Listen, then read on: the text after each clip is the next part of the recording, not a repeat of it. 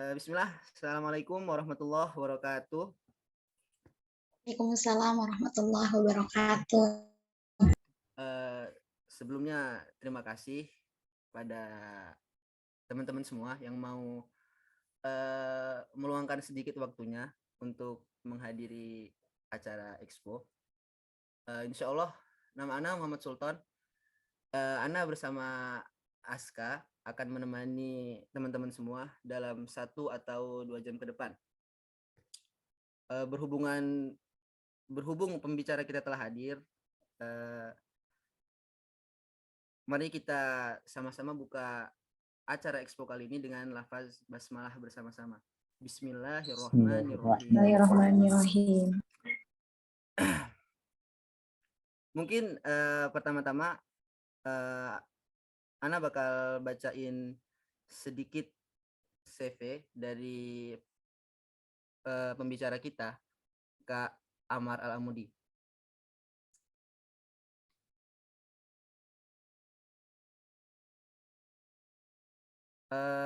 Nama Muhammad Amar Al-Amudi. Tempat tanggal lahir Lampung 6 Agustus 2002.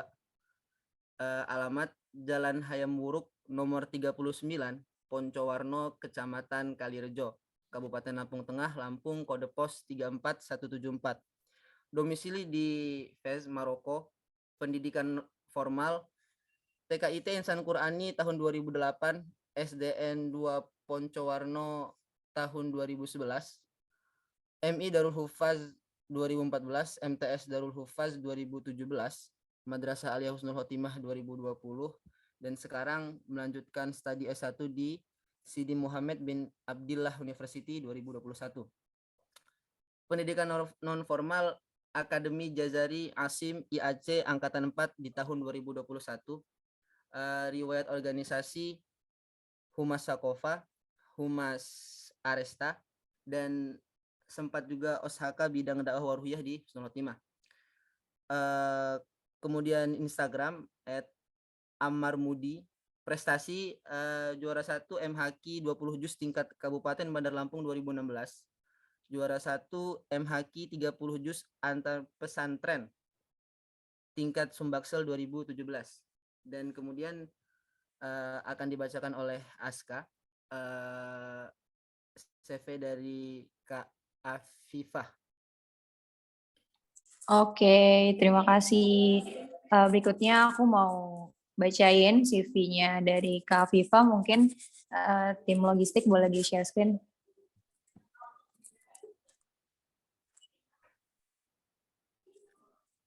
Yap, terima kasih. Pertama-tama mungkin secara profil umum, nama lengkap Afifah Robaniatul Ummah, tempat tanggal lahir Kuningan 18 Agustus 2001, alamat rumah di Cilimus, Kuningan, Jawa Barat, alamat email afifarobaniah01@gmail.com, nomor HP plus 2126 32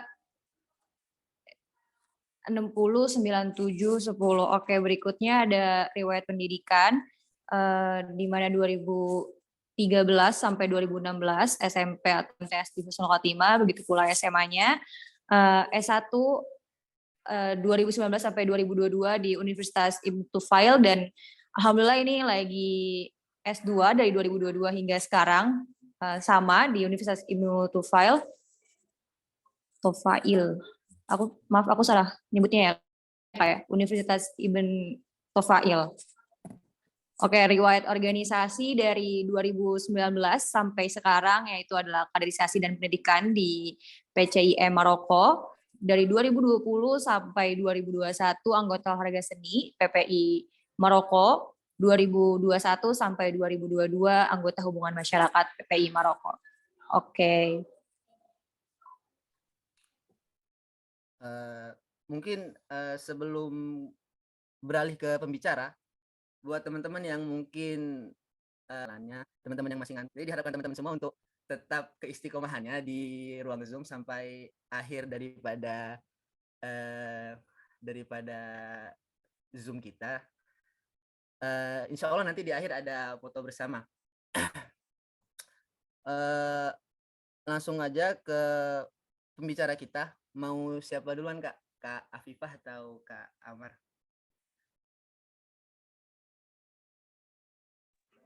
Kak Viva dulu, Sultan. Oh, siap siap Kak, siap. Kepada Kak kepada Kak Afifah dipersilakan. Bismillahirrahmanirrahim. Rabbi syrah li sadri wa yassir li amri wahlul 'uqdatam min lisani yafqahu qawli. Asyhadu an la ilaha illallah wa asyhadu anna Muhammadan abduhu wa rasuluh la nabiyya ba'dah. Alhamdulillahilladzi arsala rasulahu bil huda wa dinil haqq liyudhhirahu 'alad dini kullih wa kafaa billahi syahida. Sebelumnya teman-teman di sini bukan pembicara pertama atau kedua ya, karena nanti insya Allah kita bakal bareng-bareng aja. Mungkin nanti ada yang ditambahin juga dari Amar sendiri, ataupun nanti ya bisa ditanya ke aku atau ke Amar gitu. Jadi terima kasih kepada pertama-tama, mari kita panjatkan puji syukur kita kehadirat Allah Subhanahu wa Ta'ala yang telah memberikan kita nikmat, sehingga alhamdulillah pada hari ini waktu maghrib malam waktu Indonesia dan siang waktu Maroko kita dapat berkumpul di Zoom meeting ini dalam rangka sosialisasi Maroko ya. Terus salawat serta salam tak lupa kita curah limpahkan kepada suri tauladan kita Nabi Muhammad SAW yang telah membawa kita dari zaman yang penuh ketidaktahuan, kejahiliahan sampai menuju zaman yang dipenuhi dengan cahaya Islam. Terima kasih kepada panitia dari Expo tahun ini yang telah menyelenggarakan Expo tahunan ya, sehingga kita berkesempatan akhirnya bertatap muka melalui Zoom ini. Mungkin langsung aja ya. Jadi di Maroko itu kita sekarang alumninya itu terkumpul ada berapa? 7 ya? Jadi sampai tahun ini tuh ada sekitar 8 alumni. Baik itu yang pertama itu sebenarnya dulu ada alumni Maroko yang cuman pada saat saya kesini itu cuman sendiri gitu dari Husnul Khotimah gitu. Jadi belum ada pada tahun itu gitu. Jadi alumninya itu kebetulan gitu qadarullah udah pulang sebulan sebelum saya sampai di Maroko gitu. Nah, mungkin langsung aja ya nih terkait serba-serbi Maroko. Mungkin slide-nya bisa digeser. Lanjut maksudnya. Sini. Nah, untuk Maroko sendiri mungkin teman-teman itu sangat beberapa kali pasti mendengar nama Maroko. Nah, Maroko itu sebenarnya terletak di mana sih? Itu bisa dilihat ya di peta itu. Maroko itu di ujung utara bagian barat benua Afrika. Jadi di situ letaknya gitu. Jadi dari Indonesia itu cukup jauh ya tempatnya gitu. Saya letak negaranya gitu. Dan Maroko ini dipisahkan di bagian dari benua Eropa itu oleh Selat Gibraltar. Itu jaraknya itu 14 km. Jadi cuman dipisahkan dari selat itu tuh sekitar 14 km. Jadi kalau misalnya di Maroko di kota yang di ujung sana itu bisa langsung melihat, kalau malam-malamnya itu bisa langsung melihat cahaya dari Spanyol gitu. Nah, untuk populasi di Maroko sendiri itu sekarang lebih dari 33.800.000 orang dan luasnya itu sekitar 446.550 km persegi. Jadi kalau misalnya pengetahuan tentang baik itu posisi geografis ataupun populasi itu teman-teman sangat mudah mengaksesnya di Google ya, maksudnya bisa lihat di Wikipedia atau banyak lah gitu. Jadi ini cepat aja. Dan kita lihat ya di peta, kalau misalnya Maroko itu sendiri berbatasan langsung dengan Aljazair gitu. Jadi makanya salah satu tetangganya Maroko itu ya Aljazair itu gitu, dan ada Mauritania gitu. Jadi kalau di sini itu kita itu kedutaan Republik Indonesianya itu merangkap juga kerajaan Mauritania gitu. Jadi dua di situ bisa dilihat ya di peta. Kalau misalnya ya karena Maroko berbatasan langsung sehingga KBRI-nya juga ya menaungi dua negara itu gitu. Lanjut. Nah, kalau misalnya di Maroko itu mungkin kita udah familiar ya di Indonesia itu gimana sih sistem politiknya gitu dan di sana tata administrasinya. Sedangkan kalau di Maroko itu mungkin teman-teman juga ada yang belum tahu kalau di Maroko itu sistemnya itu kerajaan. Nah, jadi Maroko itu merupakan negara Muslim yang pemerintahannya itu berbentuk monarki demokratis gitu. Dan apa ya? Mungkin teman-teman yang ikut euforia Piala Dunia jadi sedikit tahu kalau misalnya Maroko itu punya moto kerajaan Maroko itu Allah. Jadi pertama itu Allah, kemudian Al-Watan, Al-Malik. Jadi itu kayak moto negaranya itu ada 3 itu gitu. Nah, sedangkan Maroko itu juga yang tadi di peta itu terbagi menjadi 16 provinsi di 18 wilayah. Nah, kurang lebih itu. Itu kurang lebih tentang Maroko ya. Jadi Maroko tuh sistemnya ya dia kerajaan gitu. Jadi kerajaan dan itu monarki. Jadi turun temurun gitu rajanya gitu. Sama kayak kalau misalnya di Indonesia itu kan lebih kayak pemilihan presiden. Nah, kalau di sini itu ya pemimpin negaranya itu ya dia kerajaan gitu. Jadi raja gitu. Sekarang raja yang sedang bertugas maksudnya yang raja sekarang itu Raja Muhammad Sadis atau raja yang Muhammad VI gitu. Ini bisa teman-teman lihat ya. Jadi lambang logo negaranya itu kayak gini. Ada 2 singa gitu, terus ada bendera Marokonya gitu, kayak bintang itu, terus warna merah gitu, terus ada tulisan di bawahnya, ada ayat ya, gitu. Tentang surullah yang surkum. Mungkin cukup bagian ini penjelasan kurang lebih sistem politik di sini dan pembagian wilayahnya. Bisa dilanjut ya teman-teman. Ini kayak kurang lebih penjelasan sedikitnya aja sih, kayak gambaran sebelum nanti kita masuk ke yang intinya gitu, kampus-kampus dan segala macam. Terus di sini bisa teman-teman lihat ya di situ agama maksudnya di peta itu kalau misalnya kan di sini ada terdiri dari beberapa kota gitu. Nah, untuk agamanya sendiri itu Islam sebagai agama resmi. Nah, tapi di sini juga ada agama lain kayak agama Samawi. Nah, kalau di bagian utara dari Maroko itu sendiri, itu di situ nanti bukan itu utara atau sebelah mana ya? Di dekat Tetuan itu ada namanya Chefchaouen. Nah, di kota itu yang di atas itu tuh yang berbatasan dengan Spain itu, sampingnya di situ ada kota yang bukan khusus sih, tapi di situ ada mayoritas orang Yahudi di situ. Jadi di sini tuh menaungi juga gitu. Cuman kalau agama resminya itu agama Islam. Nah, kalau untuk cuacanya sendiri, kan mahasiswa di sini tuh maksudnya tersebar di beberapa kota ya. Jadi nggak terpusat di satu kota. Bisa dilihat di situ kalau populasi mahasiswa Indonesia yang terbanyak di peta itu sekarang berada di Casablanca dan Kenitra. Nah, untuk cuacanya sendiri, Casablanca dan Kenitra itu termasuk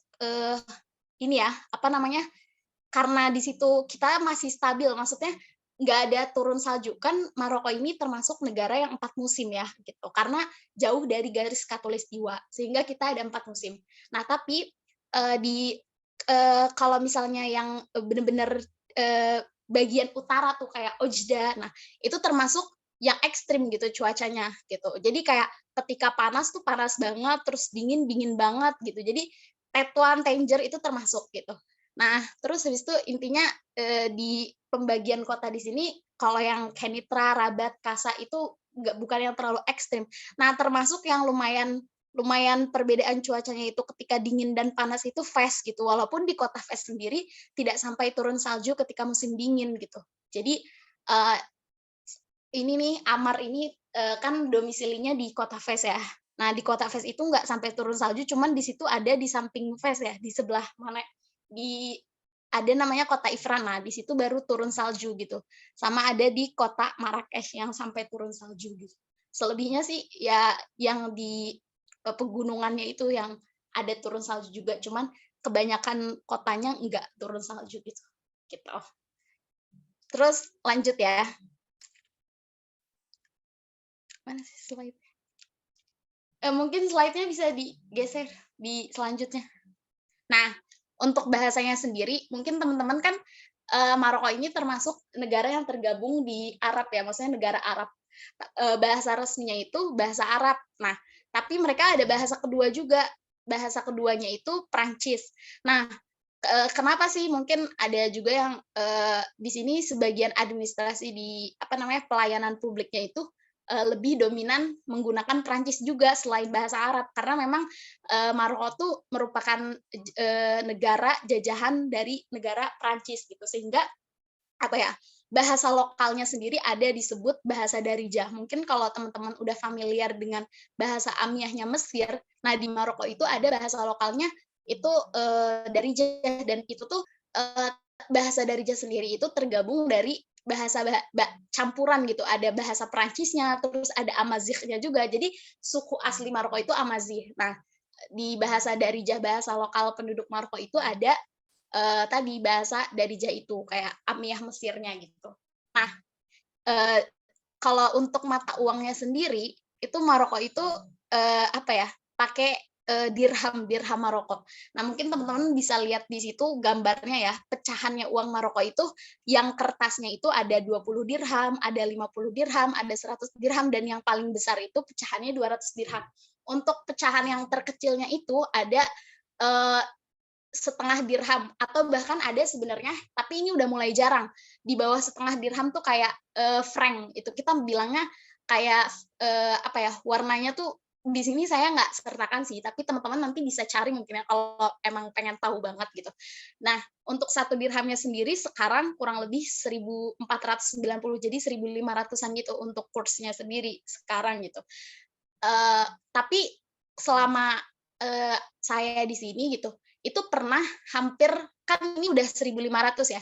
Waktu itu tuh pernah juga turun gitu kayak 1.300, 1.000. Jadi kayak ketika kita kalau misalnya tips juga ya mungkin bagi calon mahasiswa tuh, misalnya kalau misalnya kita lagi turun tuh enak banget gitu rasanya buat ngambil uang yang ada di kartu ATM kita, maksudnya kita ngambil uang, karena kan kalau misalnya lagi turun itu kita kayak jadinya dapat banyak gitu dirhamnya, mungkin kurang lebih gitu ya. Dan satu dirham Maroko itu berapa dolar sih? Nah, itu satu dirham Maroko itu cuma 0,09 dolar gitu, jadi ya emang kecil lah kalau sama dolar ya intinya gitu. Tapi kalau sama uang satu dirhamnya Maroko itu udah 1.500-an gitu kalau di kurs rupiahnya gitu. Mungkin bisa lanjut ya.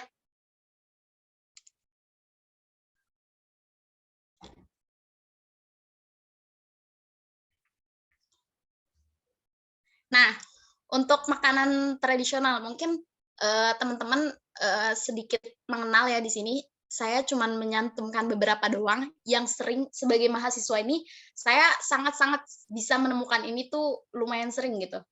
Nih, pertama itu ada kuskus. Nah, kuskus ini tuh merupakan makanan khas Maroko. Biasanya itu disajikan ketika hari Jumat. Jadi, setiap hari Jumat itu hampir mayoritas rumah-rumah di Maroko itu menyediakan kuskus gitu. Dan bahkan restoran, maksudnya tempat makannya itu ketika hari Jumat itu dia menyediakan kuskus. Nah, isinya apa aja sih? Itu isinya tuh kayak emang bisa dicari ya. Kuskus itu kayak terbuat bukan tepung sih, itu kayak ada butiran-butiran gitu. Nah, isinya itu bisa dikombinasikan baik itu dengan ayam ataupun daging, dan ada sayuran-sayuran gitu.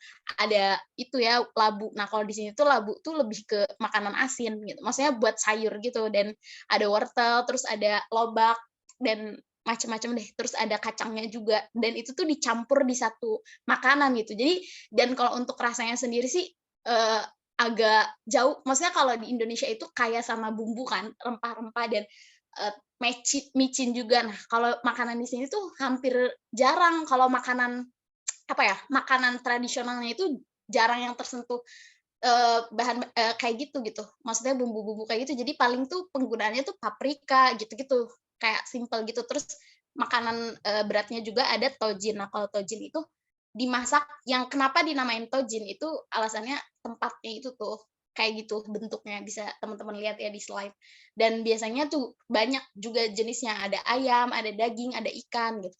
Nah, kalau untuk makanan yang ringannya, biasanya ini dipakai orang Maroko tuh buat sarapan, itu ada milwi atau harsha. Nah, milwi ini mungkin kalau di Indonesia rada mirip sama roti cane kali ya, gitu. Dan kalau harsha sendiri itu mirip, nggak ada miripnya sih sama makanan di Indo. Intinya itu kayak makanan yang gurih ya, tapi bisa dicampur, maksudnya bisa dikombinasikan sama coklat atau keju gitu. Itu bebas aja sih, ataupun bahkan sosis gitu ya. Gitu. Lanjut, ini kurang lebih makanan yang sering ditemukan. Nah, ini mungkin ya yang kita mulai masuk ke inti setelah tadi kita ngebahas tentang Marokonya, posisi geografis, kemudian cuacanya, terus ada kota-kotanya, mata uang.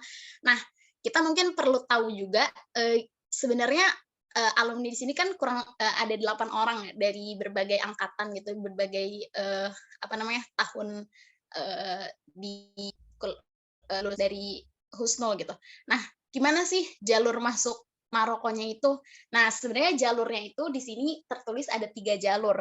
Nah, jalur yang pertama tentu jalur yang udah umum, yang hampir rata-rata kita semua itu berasal dari situ gitu. Dari kita di antara kita berdelapan ini 6 atau sebagian besar itu melalui jalur yang pertama, jalur Kemenak gitu. Nah, jalur Kemenak sendiri itu ya biasalah, mungkin teman-teman juga udah banyak yang tahu kan, banyak latihan soalnya segala macam. Nah, untuk jalur keduanya itu ada MOU. Nah, sebenarnya di jalur ketiga ini yang PBNU ini itu juga merupakan MOU gitu. Dan jadi intinya sebenarnya kalau secara garis besar itu jalur untuk masuk Maroko itu berarti ada 2. Yang pertama jalur Kemenak dan kedua itu jalur dari MOU gitu secara kerjasama. Nah, yang kerjasama itu ada apa? Ada dari pengurus besar Nahdlatul Ulama dan ada juga dari pimpinan cabang istimewa Muhammadiyah.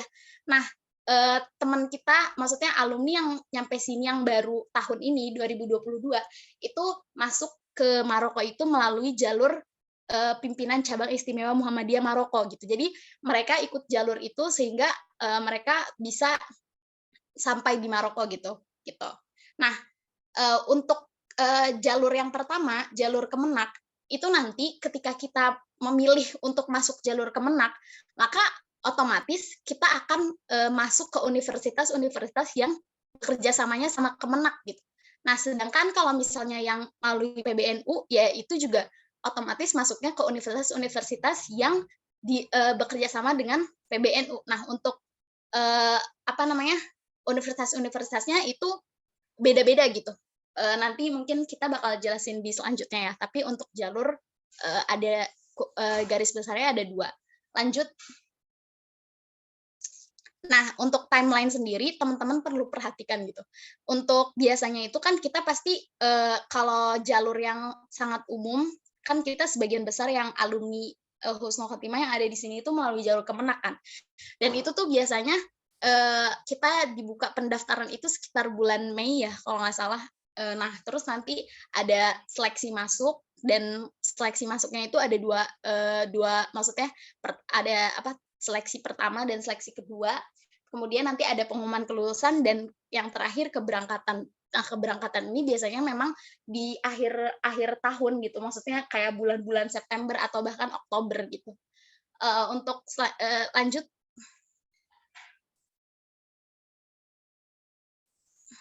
Nah, untuk seleksi tahap pertama sendiri kan untuk tahun saya itu kan berarti tahun 2019. Nah, seleksi tahap pertama ketika itu tahun 2019 itu berbeda dengan tahun-tahun sebelumnya gitu. Jadi kalau bisa dikatakan tahun saya itu adalah tahun yang mengawali seleksi yang bentuknya tes TOEFL gitu. Nah, di dalamnya itu ada fahmul masmu dan itu tuh memahami itu ya, dari suara gitu. Terus ada memahami teks juga, terus ada mengarang teks juga. Kayak bikin tentang misalnya tentang pemilihan umum gitu atau apa. Terus ada juga tentang kosakata bahasa Arab, terus ada nahwu juga gitu. Kayak angka tuh komposisinya kayak gimana gitu. Itu di tes seleksi tahap pertama. Nah, mungkin Amar bisa ngasih juga ya pengalamannya gimana sih pas tahunnya Amar tuh berarti kan tahun 2021 ya. Itu pas itu gimana sih Kak tesnya gitu. Kalau pas tahun Amar. Terima kasih Mbak Pita. Jadi kalau di tahun 2021 ya teman-teman, kan waktu itu lagi setelah corona ya, masa-masa corona, jadi belum offline, seleksinya masih dilaksanakan dengan online semua, mulai dari pendaftaran sekarang kan memang dari awal Kemenak buka, mengirimkan pengumuman, kemudian kami mendaftar, kita daftar tuh agak ribet sih kalau dipikir-pikir kan. Daftar, ngirimin bukti, ngirimin uang pendaftarannya itu harus sehari sebelum jadi konfirmasi dulu, seharinya baru pembayaran. Kemudian setelah itu selesai, administrasi selesai, nama kita keluar, kemudian bersama dengan kampus yang dimana kita mau tes, kampus yang kita pilih kan, 15 UIN yang tersebar di Indonesia itu. Nah, itu nanti di waktu pelaksanaannya beberapa hari, kayak 2 hari atau 3 hari itu ada simulasi ujian dulu, simulasi tesnya. Jadi kan offline, online tuh. Jadi online tapi tetap ketat gitu ininya, pelaksanaan ujiannya tetap ketat. Jadi kita diwajibkan untuk memiliki 2 Zoom. Satu Zoom pertama memiliki 2 perangkat maksudnya. Laptop dengan HP. HP-nya itu Zoom-nya hidup, diletakkan di samping kita gini. Jadi tangan kita, kemudian layar laptop itu harus kelihatan. Kemudian sama perangkat laptopnya untuk mengerjakan ujian. Nah, itu kalau yang katanya sebelumnya waktu offline itu ujiannya ada insya, kemarin karena online mungkin ya, insya dihapus. Jadi ya cuma mencakup fahmul masmu, fahmul makru, kemudian tarokib, tawafal gitu ya. Kemudian ya itu aja. Kayak tarokib gitulah, nahwu, sorof segala macam. Setelah itu lolos, baru pengumuman siapa yang masuk wawancara. Waktu itu standar nilai awal untuk masuk wawancara itu kan 65 ya. Kemudian waktu itu banyak lembaga termasuk perwakilan alumni Al-Azhar di Indonesia itu protes. Ini standar soalnya itu di atas rata-rata gitu. Standar soalnya di atas rata-rata dan ini menurut nilai mereka gitu. Agak hard lah gitu lah soalnya. Makanya mereka mengajukan surat ke Kemenak, akhirnya diturunkan jadi 60. Awalnya diturunkan jadi 60 kan. Kemudian setelah beberapa, nggak sampai 1 hari itu, beberapa jam doang, diturunkan lagi nilainya jadi 55. Ya udah akhirnya waktu itu Maroko keluar pengumuman 35 orang kan, 30 yang lulus, kemudian 5 orang cadangan. Akhirnya kemarin yang angkatan kita berangkat itu ada 28. Satu dari Muhammadiyah. Ya itulah gambaran besarnya ujian kemarin, tes waktu zaman Ane sama Hilmi sama Bang Takiuddin kalau kalian masih ingat, sama Kak Yasmin ya yang tahu, kayaknya kenal semua sih, Mbak Nuri ya. So, kita 5 orang dari HK. Dan itu adalah angkatan yang pecah lah gitu lah. HK pecah telur. Karena sebelumnya kan HK yang sebelum Mbak Afifah yang di Maroko cuma 1 orang, itu pun udah pulang sebelum Mbak Afifah berangkat. Kemudian Mbak Afifah berangkat 3 tahun sendirian gitu. Kemudian angkatan kita tiba-tiba rame gitu. Alhamdulillah. Itu sih sekilas tentang gambarannya. Sekian. Terima kasih Amar. Mungkin lanjut ya, sambil tadi kan Amar udah menyampaikan kalau di tahun aku sendiri itu pada saat itu tuh kan yang daftar Maroko kurang lebih hampir 1000, ya 875-an kalau nggak salah.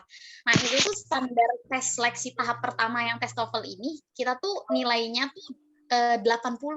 Terus kalau nggak salah dari 80 kalau nggak salah itu, entah itu soalnya tuh udah berbeda sama yang tahun setelahnya kan, karena kalau kita terbagi juga di beberapa UIN dan itu offline kan.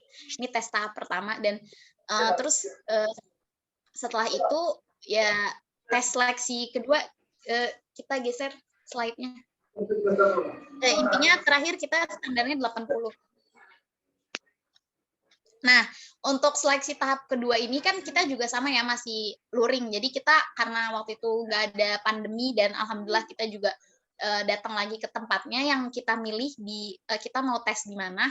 Nah, pada saat itu tuh kita tuh ruangan itu ada 6 penguji gitu, dan pengujinya itu dosen-dosen ya UIN gitu. Nah, apa aja sih yang ditanyain di seleksi tahap 2 gitu. Nah, seleksi yang ditanyain itu ada hafalan Quran. Nah, hafalan Quran, terus ada kita percakapan bahasa Arab juga sih, muhadasah, terus ada wawasan kebangsaan. Nah, untuk yang pertama sama kedua itu bahasa Arab, cuman yang wawasan kebangsaan ini kita berbahasa Indonesia, jadi ditanya di beda ruangan gitu. Jadi ditanyakan seputar pengetahuan tentang Indonesia, terus juga apa pendapat kamu ketika dihadapkan dengan ini, apa pendapat kamu dan gimana kamu menyikapi gitu. Jadi kurang lebih itu apa ya, wawasan kebangsaan ini juga menguji kita gitu. Mungkin apa namanya, diselenggarakan Kemenak itu menyelenggarakan wawasan kebangsaan juga untuk apa ya, mengantisipasi atau tindakan preventif gitu ketika ada mahasiswa-mahasiswa Indonesia yang akan belajar di luar negeri gitu. Mungkin seperti itu, sehingga akhirnya ada wawasan kebangsaan ini. Nah, mungkin bisa selanjutnya. Nah, untuk tips and trick sendiri, mungkin kalau misalnya masuk Maroko itu kan teman-teman juga udah tahu kan, kalau pada saat angkatan tahun 2019 itu dan tahun sebelum-sebelumnya itu kuota diterimanya itu hanya 15 orang. Nah, untuk tahunnya Amar sendiri itu udah bertambah gitu. Tahun 2021 itu jadi kuotanya 30 orang dari Kemenak, dan juga tahun yang sekarang 2022 itu juga 30 orang gitu. Nah, untuk tips and trick sendiri teman-teman bisa lihat ya di layar, itu mungkin tips yang klise dan udah teman-teman sering dengar. Cuman ya namanya ketika kita sedang mengusahakan sesuatu ataupun kita sedang dipertemukan dengan ujian untuk masuk kampus atau apa, pasti gitu kita akan berusaha secara zohirnya itu dengan belajar, terus kita ikut bimbel, terus latihan soal gitu. Jadi ketika ada apa namanya latihan apa namanya TOEFL gitu ya kita ikut gitu. Terus tidak lupa juga ya kita karena tesnya itu ada memurojaah, ya kita hafalan ya kita harus murojaah, tapi kalau murojaah itu ya itu udah kewajiban bagi setiap orang yang punya hafalan ya, maksudnya nggak mesti ketemu tes juga, tapi sebagai dalam rangka mempersiapkan ya otomatis kita harus lebih giat lagi gitu murojaahnya. Terus yang terakhir berdoa dan tawakal. Jadi ketika kita udah melakukan usaha-usaha kita gitu, ya baik itu mengikuti bimbel, ikut apa namanya soal-soal gitu, terus kayak kalau ada apa sih namanya bukan olimpiade, kayak tes-tes soal gitu, nah itu ikut gitu. Nah itu insya Allah membantu juga gitu persiapan kita, mematangkan persiapan kita gitu. Dan terakhir sih ya udah setelah kita udah melakukan semua itu ya kita tinggal bertawakal aja gitu. Mungkin bisa slide selanjutnya. Nah, untuk berkas-berkasnya sendiri, mungkin yang perlu teman-teman ketahui, apa aja sih sebenarnya berkas-berkas yang kita perlukan gitu ketika kita mau masuk Maroko. Nih, di sini ada apa namanya? Ada beberapa berkas yang kita perlukan, ada ijazah SMA. Nah, ijazah SMA ini sendiri yang kita perlukan itu ya ijazah yang dari Kemenak gitu ya. Memudahkan. Kemudian ada transkrip nilai, kemudian ada paspor, dan ada akta kelahiran, kemudian SKCK, surat keterangan sehat, dan pas foto.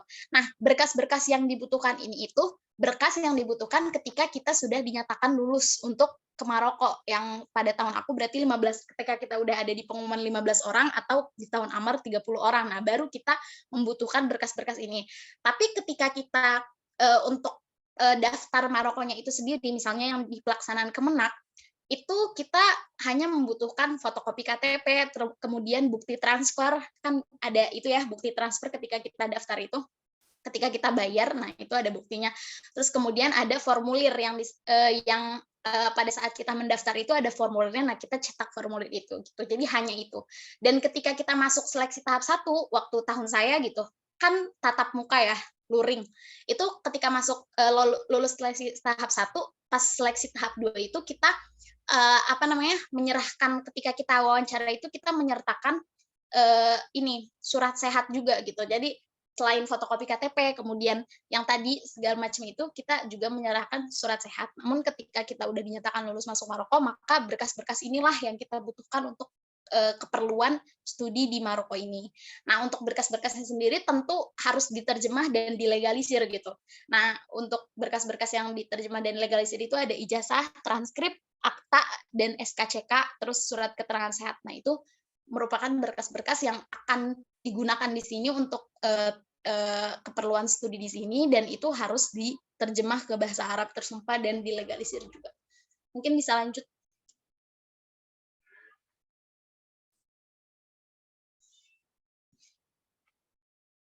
Bisa dilanjut ya slide-nya.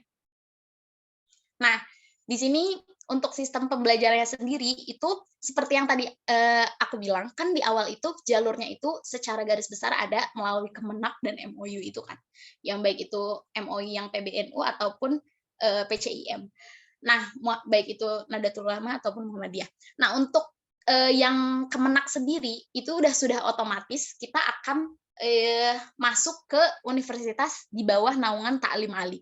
Kalau misalnya bahasa gampangnya mungkin kita bisa maksudnya kita Ta'lim Ali itu seperti menteri pendidikannya lah kalau di Indo. Jadi maksudnya di bawah naungan, mungkin ini kayak ya nanti kan ada yang bukan swasta juga sih, apa ya bilangnya.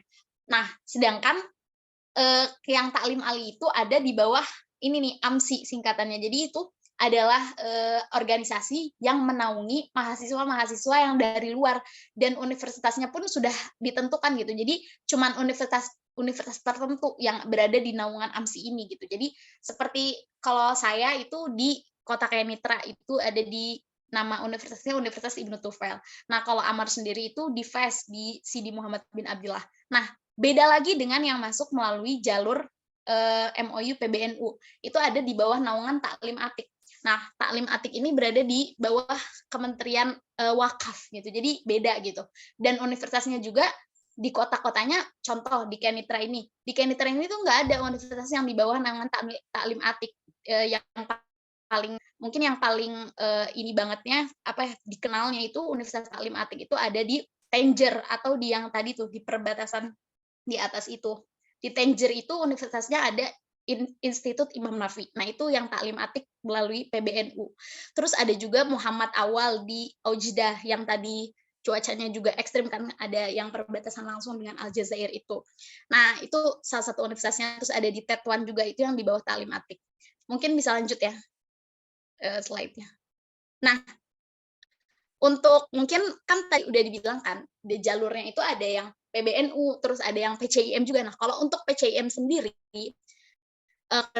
PCIM sendiri itu bekerja samanya cuma dengan satu universitas, yaitu Universitas Darul Hadis di Rabat. Jadi ketika kita masuk melalui jalur PCIM, maka udah otomatis terus semuanya standar dari Universitas Darul Hadis gitu, yang berada di kota Rabat gitu, dan dia juga memiliki standarisasi sendiri, dan berkas-berkasnya pun ya ada keperluan-keperluan yang sedikit berbeda gitu, tapi kurang lebih sama gitu. Nah, untuk kampus Ta'lim Atik sendiri tadi saya udah sebutin ya, ada Institut Imam Nafi di Tanger. Tanger itu yang tadi berbatasan sama Selat itu, Gibraltar tadi. Terus ada Institut Abdul Malik Saidi. Nah, ini sampingnya di Tetuan, di berarti di sebelah utaranya Maroko ya. Terus ada Institut Hasan Sani di Casablanca, dan Muhammad Awal tadi yang saya bilang di Ojdah. Terus kalau di Ta'lim Ali itu ada Muhammad Khomis di Rabat. Mungkin slide-nya bisa lanjut. Nah, terus ada juga Universitas Sidi Muhammad bin Abdullah, terus ada Universitas Ibnu Tufail. Nah, gitu. Terus ada Qodiyat. Nah, Qodiyat ini mungkin termasuk teman-teman mungkin udah pernah dengar juga. Qodiyat itu merupakan ulama dari Maroko gitu, dan namanya itu diabadikan di salah satu universitas yang ada di kota Marrakesh gitu. Terus ada gitu. Nah, untuk mungkin bisa geser. Nah, untuk biaya, estimasi biaya hidup. Nah, kalau di sini itu mungkin teman-teman yang seperti yang tadi dari jalur tadi, Kemenak itu kan udah pasti dia ada beasiswa. Nah, beasiswanya itu kita tuh ada, kalau dari dirhamnya itu kan tadi 1 dirham 1.500, kita tuh setiap satu bulan itu dapat 750 dirham. Nah, tapi kita itu ngambilnya itu 1.500 dirham per 2 bulan. 1.500 dirham itu berarti kurang lebih 3 juta ya. 2 juta, sorry. 2 juta. Nah, kurang lebih segitu. Nah, untuk kira-kira nih di sini di PPT di PowerPoint-nya tertuang ya. Kan kita itu di sini itu bisa rata-rata mahasiswa di sini itu ada terbagi ada yang tinggal di asrama, tapi ada juga yang sewa rumah atau kos-kosan gitu. Nah, biasanya itu harganya itu di sini kan saya tulis 500 dirham, tapi itu berbeda masing-masing kota berapa, dan tergantung juga misalnya kayak kota yang tadi Marrakesh itu relatif lebih mahal dibanding kota-kota lain karena itu juga merupakan kota wisata. Jadi, nah, terus kayak untuk makan per bulannya ini kurang lebih cuman kasar lah, gambaran kasarnya itu 300 dirham. Terus untuk transportasi 250. Nah, jadi ini transportasinya itu beda-beda, misalkan maksudnya ada setiap kota itu ada yang menyediakan bus, bisa naik bis, ada juga yang bisa tram, ada kereta listrik itu gitu. Jadi tergantung sih, dan seberapa jarak dari rumah atau kos-kosannya atau asrama ke kampus gitu. Kalau di kotaku sendiri sih itu kayak di Ibnu Tufel nih, kan ada asrama juga kan, asrama yang disediakan memang khusus gitu untuk mahasiswa. Itu tuh jarak kampusnya itu kurang lebih 4 kilo. Jadi, dan itu bisa ditempuh pakai ada bus gitu, ada bus emang khusus gitu, khusus bus ke kampus gitu. Jadi ini kurang lebih gambarannya ya gitu. Mungkin bisa selanjutnya.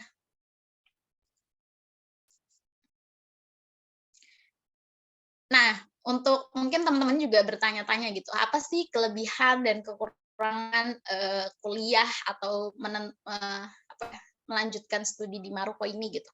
Mungkin kalau misalnya dari kita mulai dari kelebihannya dulu kali ya. Kelebihannya itu udah pasti ya, ketika kita belajar di luar negeri itu, maka kita kan misalnya ini keagamaan ya. Nah, itu tuh kita tuh ketika kita belajar keluar itu maka dan negara Arab gitu, maka kita akan belajar langsung dari sumbernya. Maksudnya itu dalam artian seperti yang tadi udah dibilang gitu. Kan ketika di sini ada ulama yang tadi sampai diabadikan di situ, otomatis kan keilmuannya itu maksudnya kita belajar langsung gitu. Bahkan kitab-kitabnya pun masih bisa kita temukan gitu di sini gitu. Nah, terus kelebihan yang kedua itu kita bisa langsung berinteraksi dengan warga lokal gitu, dengan orang Arabnya gitu. Jadi ketika tadi saya sampaikan sebelumnya gitu, kalau bahasa resminya itu bahasa Arab, otomatis ketika kita berada di lingkungan pendidikan atau di kampus, itu ketika kita berbicara sama dosen sangat berpeluang bagi kita untuk melatih kemampuan berbahasa Arab kita gitu. Jadi ketika kita berinteraksi dengan dosen ataupun ketika kita berinteraksi dengan mahasiswa lain gitu, maksudnya mahasiswa Maroko, karena walaupun ketika mereka berbahasa lokalnya bahasa Darijah, tapi kan kita sebagai orang asing tentu mereka akan menghargai kita juga, karena kita mahasiswa asing yang ya belum pasti ketika kita di sini kita belum menguasai bahasa lokal mereka, bahasa Darijah tadi. Jadi ini sangat memperbesar peluang kita untuk melatih kemampuan berbahasa Arab gitu, baik itu dari mendengar daurah dosen, kemudian juga dengan bermuamalah sama orang sini gitu. Terus kelebihan yang ketiga itu kita jadi lebih mengenal qiraat Warsh dan madhab Maliki itu tadi ya. Jadi ada metode menghafal lauh itu, dan itu juga kan munculnya di Maroko kan. Jadi ketika di sini itu kan mereka itu menganut madhab Maliki. Jadi setiap tempat itu otomatis ketika kita ke masjid atau kemanapun lah kita mendengar murotal ataupun orang sini baca Quran, otomatis kita akan mengenal ataupun kayak jadi tahu lah gimana sih qiraat Warsh itu dengan sendirinya gitu. Walaupun ketika kita pengen mengetahui lebih dalam ya otomatis kita harus mencari guru atau belajar gitu. Maksudnya ya nggak cukup nggak cukup dengan mendengar doang, tapi ketika kita berada di Maroko ya sudah pasti kita akan familiar gitu dengan bacaan qiraat Warsh ini gitu. gitu. Terus yang keempat ya, otomatis ketika kita lagi belajar di luar negeri itu ya kita dengan sendirinya akan jalan-jalan di luar negeri. Nah, maksudnya itu gimana? Maksudnya itu kan ketika kita di luar negeri nih, misalnya nih selama 1 tahun, mungkin kita kan nanti kan kalau karena di sini ada 4 musim, menganut yang namanya ada liburan musim panas. Nah, ketika musim panas itu kayaknya hampir kemungkinan kecil sih seseorang itu hanya berada di satu kota gitu. Seperti yang udah aku sampaikan ya, kan kita tuh terbagi di beberapa kota gitu dari petanya itu sendiri. Nah, biasanya itu ketika PPI itu organisasi di sini itu kan ada PPI. Nah, itu akan membuat kita berkumpul di satu titik. Nah, otomatis itu kan kita akan berjalan-jalan ya dengan itu. Itu sih kelebihannya. Dan kita akan ya lebih mengenal lah gitu. Maksudnya apa ya, tempat-tempat di sini mungkin baik itu tempat-tempat makam-makam juga gitu, kita ziarah gitu ataupun ya tempat wisata pada umumnya. Gitu. Terus kalau misalnya kita lanjut ke kekurangan ya, kalau kekurangannya sendiri ya pasti plus minus lah ya. Nah, yang pertama itu di sini baik itu taklim ali ataupun taklim atik untuk S1-nya sendiri itu pengajarannya itu lebih satu arah. Mungkin kalau misalnya aku pribadi dengar dari teman-teman misalnya apa namanya yang di Indonesia itu banyak ketika ya udah masuk jenjang sarjana itu ya memang dari semester 1 pun udah mulai presentasi-presentasi. Nah, kalau di kita ini minim. Maksudnya minim tuh kayak ya udah jarang lah presentasi kayak gitu. Cuman tetap ada tapi sangat bisa dikatakan jarang sekali gitu. Terus yang kedua itu ketika kita di Maroko itu kekurangannya terbatasnya daurah ilmiah mungkin. Kenapa ini bisa saya angkat sebagai kekurangan? Melihat Mesir dan Sudan yang pilihan jalur kemenak tadi ya, itu tuh ketika saya melihat dengar cerita atau yang disampaikan teman-teman saya kalau di Sudan ataupun Mesir itu sangat banyak gitu. Maksudnya dalam artian itu daurah-daurah yang diadakan di masjid-masjid atau di tempat-tempat untuk nadwah itu sendiri itu terbuka, maksudnya sangat umum gitu. Sedangkan kalau di Maroko sendiri kita mungkin butuh effort lebih gitu untuk yang daurah ilmiah yang di luar kampus gitu. Karena kalau misalnya di kampus itu memang ada juga, maksudnya kayak dia bukan konferensi apa ya bahasanya ya itu sih muhadharah gitu yang disampaikan oleh dosen. Cuman yang nggak sebanyak itulah. Jadi kayak benar-benar kalau mau kita harus apa ya itu jarang. Jadi kita harus mencari gitu. Maksudnya nggak tersedia di semua tempat. Terus yang ketiga itu sulit serta minim tempat sanad Al-Quran. Nah, maksudnya gimana? Sama sih. Ini juga mungkin di perbandingannya dibandingin ke apa namanya ke tadi Mesir gitu. Mungkin kita sering dengar karena saking banyaknya mahasiswa di sana gitu ya. Itu ya memang sudah bahkan difasilitasi gitu. Orang yang mau menghafal Quran yang pakai sanad atau gimana gitu. Jadi udah sangat banyak gitu. Sedangkan karena kita di sini orang Indonesia sendiri tuh tersebar di berbagai kota dan belum sebanyak itu. Jadi bukan otomatis sih. Memang ketika mengambil sanad di sini itu beberapa tuturan dari kakak kelas di sini ya. Itu memang apa namanya? Ininya peraturannya itu cukup sulit dan ketat gitu. Maksudnya sulit itu kayak di sini ada paling itu yang udah pernah saya dengar itu ya ini dobit hafalan gitu. Belum sampai sanad itu gitu. Mungkin Amar bisa nambahin ya. Karena kan ya Amar nih bukan lumayan spesialis Quran per-Quranan gitu. Silakan Mar. Ini mengenai sanad Al-Quran ya. Karena memang Maghriba ya. Kalau kita nyebut Maghriba itu berarti orang-orang Maghrib, orang-orang Marokonya. Mereka dalam berilmu gitu. Jadi mereka belum dan tidak mengedepankan ijazah. Bedanya dengan Mesir. Ijazah. Jadi yang dimaksud sanad di sini kan mungkin sanad tertulis gitu ya, ijazah. Kamu dapat sanad. Sanad ini kamu sanad yang ke-30 misalnya sampai Rasulullah 31 misalnya. Nah, kalau orang-orang sini enggak, mereka belajar gitu. Mereka menghafal dengan metode penghafalan yang sangat luar biasa, pakai pakai lawah itu di kayu, kemudian mereka tulisnya pakai tinta, kemudian pulpennya itu bambu yang lancip gitu, pakai tinta, sampai mereka hatamnya tuh sampai 3 kali, sampai 4 kali, dan mereka bukan cuma hafal dengan hafalan, tapi mereka hafal tulisan, rasm dan bobotnya gitu, titik dan harokatnya itu mereka dapatkan.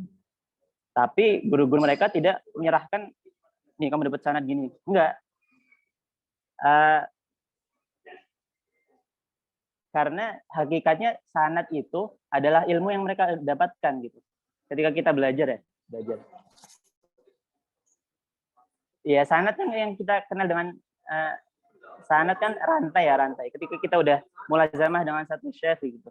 Kemudian kita udah selesai setoran 30 juz misalnya. Itu secara tidak langsung kita udah otomatis mendapatkan sanad. Sanad riwayah, sanad bil qiraah kalau kita setoran. Tapi kita tidak mendapatkan sanad kitabahnya, sanad secara tertulisnya gitu. Fisiknya lah gitu istilahnya. Jadi kalau orang-orang Maroko nggak mengedepankan itu. Jadi mereka lebih mengedepankan pembelajarannya, ilmunya gitu. Ini yang menyebabkan para masyayikh di Maroko nggak gampang ngasih sanad karena mereka juga nggak punya sanad tertulis gitu loh dari gurunya. Itu sebabnya. Ya itu yang anak ketahui. Terima kasih Amar tambahannya. Nah, mungkin teman-teman sebenarnya ini di antara kelebihan atau kekurangan sih. Maksudnya kita bukan abu-abu ya, tapi maksudnya kan ketika yang tadi perbandingannya itu kita bandingkan dengan Mesir, mereka kan mengeluarkan itu yang formalnya gitu. Sedangkan kalau di sini mungkin bisa terjamin lah gitu. Ketika belajar ke guru langsung terkait hafalan ataupun qiraat itu. Cuman memang tidak mengeluarkan tadi seperti yang Amai sampaikan. Jadi ya sebenarnya bukan kekurangan banget sih, cuman memang ya nggak sebanyak ya maksudnya fasilitasnya itu tidak sebegitu difasilitasi seperti ya mahasiswa Mesir gitu yang memang ya emang udah ada lah tempatnya gitu. Jadi beda gitu. Ya itu juga mungkin karena merupakan adatnya di sini gitu. Terus yang terakhir itu beasiswa dari jalur Kemenak itu ya hanya uang saku. Jadi perlu teman-teman ketahui, tadi juga kan udah disampaikan estimasi biaya segala macam. Nah, ketika misalnya kita masuk melalui jalur Kemenak, itu tuh sebenarnya semua jalur tuh sama, baik itu yang MOU ataupun Kemenak, yang memberikan kita beasiswa itu hanya pihak Maroko gitu. Bukan hanya sih, intinya pihak Maroko gitu. Jadi beda-beda, misalnya yang jalur tadi Kemenak udah aku sampaikan sebelumnya itu 1.500 per 2 bulan. Nah, untuk yang dari jalur PCIM itu kan masuknya ke Universitas Darul Hadis ya di Rabat. Mereka itu sebulan itu yang untuk jenjang sarjananya itu 1.500 itu sebulan. Dan untuk S2-nya itu 2.000 gitu. Jadi beda-beda gitu. Dan untuk yang lewat PBNU itu di universitas yang itu juga pun beda-beda setiap universitasnya gitu. Nah, jadi intinya yang perlu digarisbawahi adalah kalau di sini itu beasiswanya itu nggak mencakup langsung misalnya dapat asrama atau apa. Nah, ketika kita mau masuk asrama ya otomatis kita harus daftar gitu. Kita mengajukan diri kita dengan berkas-berkas yang diperlukan untuk masuk asrama. Mungkin bisa lanjut ininya slide-nya. Nah, untuk karena aku kuliahnya di Universitas Ibnu Tufail, teman-teman bisa lihat di situ tuh Ibnu Tufail itu kan merupakan kampus yang di bawah naungan Taklim Ali. Nah, jadi dia juga kurikulumnya pakai ya yang di bawah naungan Taklim Ali gitu. Ini perpustakaan kampus ya. Jadi di dalam perpustakaan kampusnya itu terdiri dari banyak buku gitu. Dan ini tuh termasuk perpustakaan yang cozy banget, nyaman banget lah bahasanya gitu. Jadi dia menyediakan, cuman mungkin minusnya itu di perpustakaan yang sebesar ini, kita kan ke dalam itu nggak boleh bawa tas ya, jadi kita cuman bawa barang yang kita perlukan gitu. Nah, di dalamnya itu juga tidak tersedia wifi dan tidak tersedia musola. Jadi itu sih gitu, dan emang nggak boleh ribut gitu kalau di perpustakaan biasanya gitu. Mungkin lanjut lagi slide-nya. Nah, ini tadi ya, kan cakupan beasiswanya itu kita tuh ini, yang Kemenak ataupun PCIM itu, itu kan hanya uang saku. Nah, tapi kita kalau khusus di bukan khusus sih, tapi biasanya kalau yang taklim ali itu dia tuh ada matam kampus atau matam asrama gitu. Nah, ini itu menu-menu yang ada tertera di poin di slide ini, itu tuh kita bisa dapetin dengan harga Rp3.500. Jadi emang itu sebagai apa ya? Bahasanya subsidi lah dari pemerintah gitu. Jadi kita tuh membeli kupon dan kuponnya itu bakal ditukar sama makanan ini gitu. Nah, menu-menunya tuh ada ayam, terus tapi karena di sini makanan khas bukan makanan pokoknya itu bukan nasi tapi roti. Jadi tentu setiap hari setiap kita ada menu matamnya itu ya pasti roti gitu bukan nasi. Cuman di beberapa hari itu ada karena ayam itu ada nasinya gitu. Terus ada buahnya juga jadi insya Allah kalau menu matamnya itu ya 4 sehat 5 sempurna lah, ada buahnya, terus sayurnya juga oke gitu. Jadi gizinya terpenuhi lah gitu. Dan ini semua tuh murah banget karena memang harga mahasiswa gitu. Jadi satu porsinya itu cuman sekitar 3.000 gitu, 3.500 gitu. Ya, lanjut. Udah, terus itu aja yang bisa aku sampaikan di slide-nya. Mungkin dari Amar juga mungkin bisa menambahkan dulu ya karena kita beda kampus, cuman kita satu jalur. Jadi kemungkinan sih kalau soal asrama terus matam tadi itu kurang lebih sama gitu. Cuman tapi mungkin ada beberapa hal yang mau ditambahin Amar. Silakan Amar.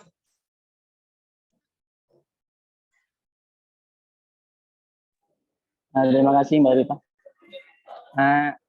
Teman-teman, mungkin kalau secara garis besarnya ya nggak beda jauh lah yang dijelasin oleh Mbak Vita tadi.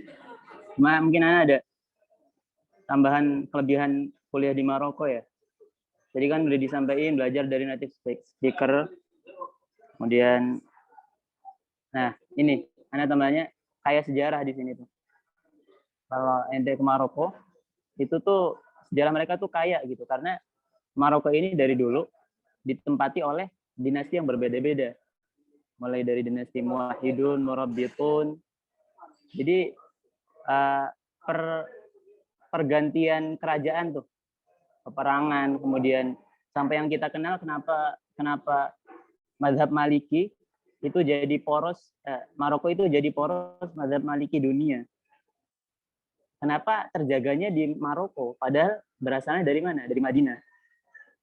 Kenapa juga qiraat Warsh itu lestarinya di Maroko, di Maghrib, Maroko, Tunis, Jazair. Padahal Imam Warsh di mana ininya? Ini apa tersebar?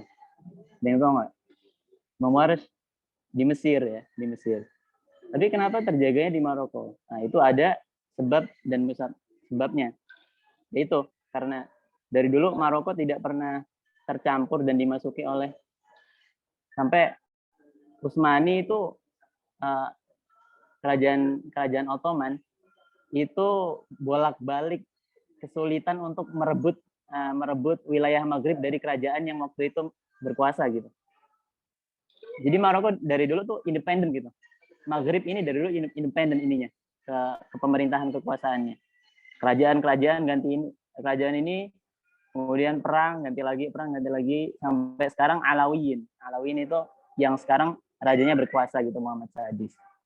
Jadi bisa dibilang kalau kita ke Maroko itu ulamanya banyak, termasuk yang kalian tahu mungkin tahu nggak Nazom Jurumiyah itu berasal dari Maroko ulamanya yang bermanfaat banget lah untuk pesantren-pesantren Indo sekarang tuh. Kemudian tafsir ulama tafsir banyak dari Qurtubi itu banyak dari Maroko. Jadi sejarah kaya lah. Kemudian tempat wisata ya tadi udah disebutin juga. Tempat wisata tuh banyak, kita mau kemana aja tuh ada gitu. Jadi bagi kalian yang suka healing gitu kan, ya cocok lah ke Maroko. Nah, poros ilmu hadis, poros sanad dalam bidang hadis. Ya, di sini ada keluarga namanya Sa'adah Umariyah. Kemudian ulama-ulama Maroko termasuk yang masih tinggi sanad hadisnya.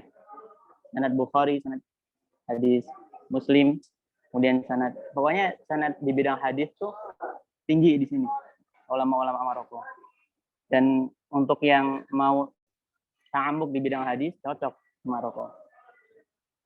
Maqasid syariah juga kan, pakar maqasid syariah kan Syekh Muhammad Aisuni, itu beliau di Maroko di sini. Kemudian pusat sufisme dunia.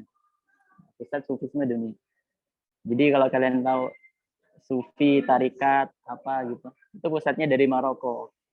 Walaupun berkembangnya mungkin di Mesir, mungkin di Indo juga, atau di Yaman. Salah satunya Maroko adalah pusatnya gitu. Syadziliyah. Terus Ane nambahin juga kekurangan kuliah di Maroko tadi, yang tadi belum disebutin Mbak Tifa, organisasinya sedikit. Jadi cuma PPI Maroko beserta turunan-turunannya aja organisasinya. Jadi untuk yang nggak begitu suka nggak begitu mau berorganisasi gitu loh. Maksudnya ya udah pelang-pelang aja, jalan-jalan aja. Jalan, kuliah, belajar, jalan-jalan. Kuliah, belajar, jalan-jalan. Itu di Maroko karena organisasinya sedikit. Tapi kalau mau aktif juga bisa masuk ke PPI gitu. Kayak Mbak Tifa, kayak Bang Hilmi itu kan mereka di PPI. Kemudian kajian terbatas sudah disebut ya. Musimnya ekstrim.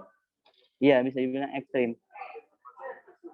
Kalau belum apa ya, kalau kita yang suka ngeluh gitu. Misal musim panas tuh. Musim panas itu kalau di kota nih, ente ngidupin kipas. Kipasnya anginnya tuh panas. Anginnya panas. Ente ngidupin kipas, kipasnya anginnya panas. Terus benar-benar pokoknya kalau pernah dengar cerita teman-teman mahasiswa di Sudan itu yang kalau panas itu kasurnya disiram apa. Itu memang beneran gitu, panas banget. Ente nafas di luar tuh entah di dalam di luar ruangan, nafasnya tuh kayak ada uapnya gitu. Itu kalau musim panas gitu. Jadi nggak nyaman banget tuh, kayak panas banget. Kalau musim dingin banget. Jadi harus ya kayak kepompong kita mahasiswa di sini tuh kalau musim dingin dalam selimut aja. Masuk Terus apa? Iya, silakan. Ya itu tadi ya udah dijelasin juga, itu tergantung kota juga sih. Tapi Fes itu yang tempat tinggalnya Amar ya termasuk yang ekstrim. Maksudnya cukup ekstrim gitu. Kalau di Kenitra sendiri nggak sebegitunya gitu. Kenitra Rabat iya. itu nggak Tergantung segitunya. kota Jadi, juga, iya. ya. Jadi masih punya pilihan gitu. Berarti itu kelebihan atau kekurangan, Mar? Nggak kekurangan dong kan, karena kan kita nggak bisa milih. Kita bukan kita yang milih kota, tapi kita dipilihkan gitu. Dipilihkan oleh AMSI. Jadi teman-teman kalau daftar Maroko lewat Kemenak, walaupun teman-teman misalnya milihnya mau di Rabat, tapi nanti sama AMSI kalau ditempatin di FES ya bakal di FES gitu. Kalau ditempatin di, ya kita dipaksa untuk pilihan kampus dan tempat beserta jurusan yang kita dipaksa masuk di Dirasat Islamiyah. Ada yang milih masuk sastra apa ya, jurusan ekonomi gitu. Cuma ya ujung-ujungnya tetap ke Dirasat Islamiyah. Pendidikan Islam, kalau di Indo tuh SPDI. Iya itu. Kemudian budayanya ya. Budayanya campuran di sini. Budayanya campuran. Maksud campuran gimana? Mereka walaupun Arab gitu, negeri Arab, tapi budaya mereka tuh Eropa, apa ya, tercemar oleh budaya Eropa gitu. Jadi bagi teman-teman yang mau menjaga mata, kemudian mau menjaga mata dari dosa-dosa, itu sulit banget di sini gitu, karena aurat di mana-mana. Aurat di mana-mana. Ya mereka dari segi pakaian gitu. Dari segi pakaian itu tercampur budaya Eropa karena dekat dengan Eropa, dekat dengan Spanyol. Kemudian biaya hidup tinggi. Ya, biaya hidup termasuk yang tinggi karena kursnya juga tinggi sih, karena kursnya juga tinggi.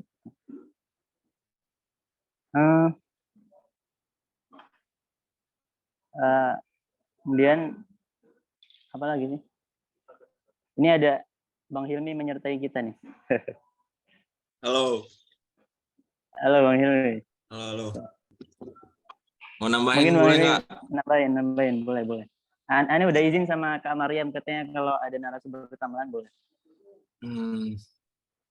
Halo, namanya Muhammad Hilmi Gunawan, asal Bandung. Kuliahnya di Kenitra juga, Ibnu Tufel.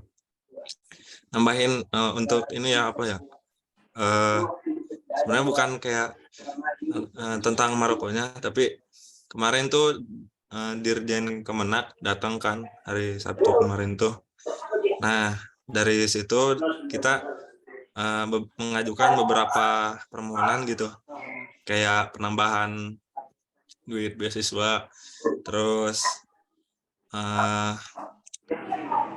buka jalur buat S2 juga, buat S3 juga, terus kalau bisa ngelobi sama AMSI-nya, Kemenak ngelobi AMSI-nya gitu buat tahun pertama bisa langsung asrama. Pokoknya kemarin tuh kita dari perwakilan PPI bertemu dengan Dirjen Kemenak tuh ngajuin beberapa yang masih kurangnya gitu buat nutupin kurang-kurangnya. Ya kan tadi kurangnya tadi biaya, terus tiket pesawat juga ini kan bayar sendiri gitu. Nah, tuh kemarin diajuin loh. Tuh, jadi semoga ya kalau misalnya di ACC gitu, angkatan kalian nih yang sama Mbak yang masuk mungkin bisa merasakan enaknya kalau udah di ACC. Semoga di ACC. Amin, Tuh. amin. Enak banget sih. Ya pokoknya mah nggak apa-apa kita kayak gitu.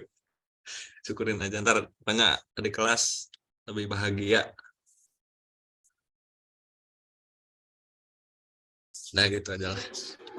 Nih kelebihannya juga di sini jago-jago orang Maroko bisa main bola, bisa ningkatin kualitas skill sepak bola kita kalau sering main.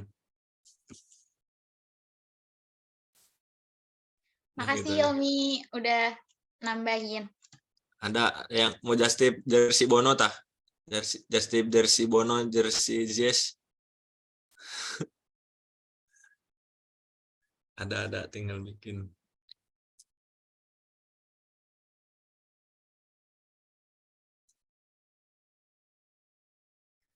Mungkin karena tadi kan udah dijelasin juga dari slide-nya. Mungkin aku pribadi mau sedikit nyampein video gambaran, tapi itu di kampus di Kenitra ya. Ini mungkin boleh izin ya MC.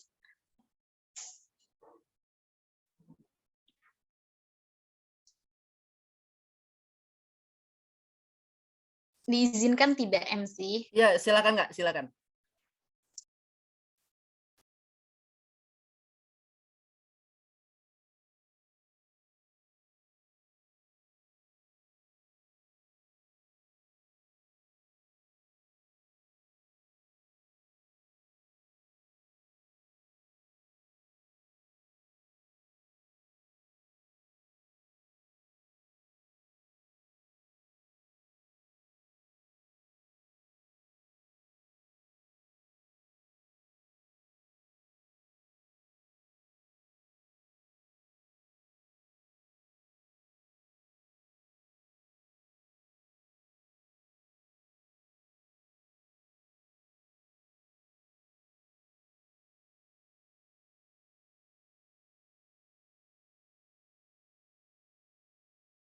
Videonya kelihatan atau pecah sih?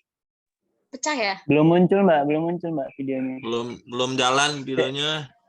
Oke, Share bentar. screen-nya kamu di ininya. Di yang videonya. Iya.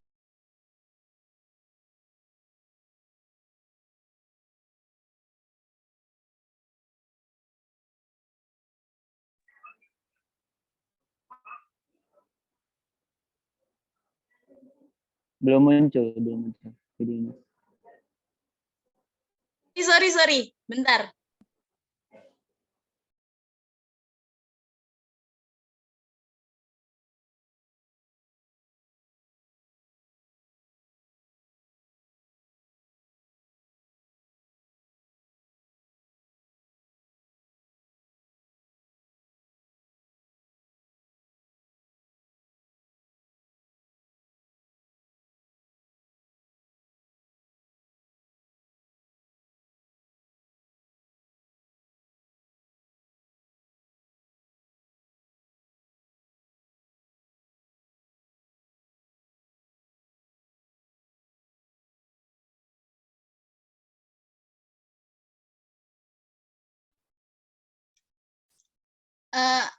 Ini udah kelihatan belum videonya? Belum, Kamu Kak. belum share screen. Ya, sabar.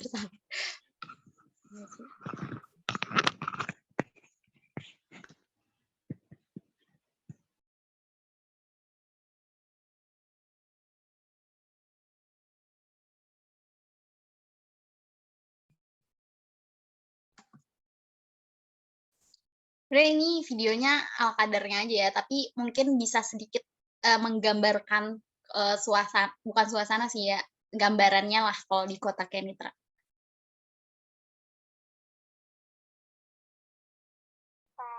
Masuk kelas kuliah tanya wajib ya. Kok pecah? Masuk ke lorong. Sampai cuma juga karena Gambarnya nggak kelihatan loh.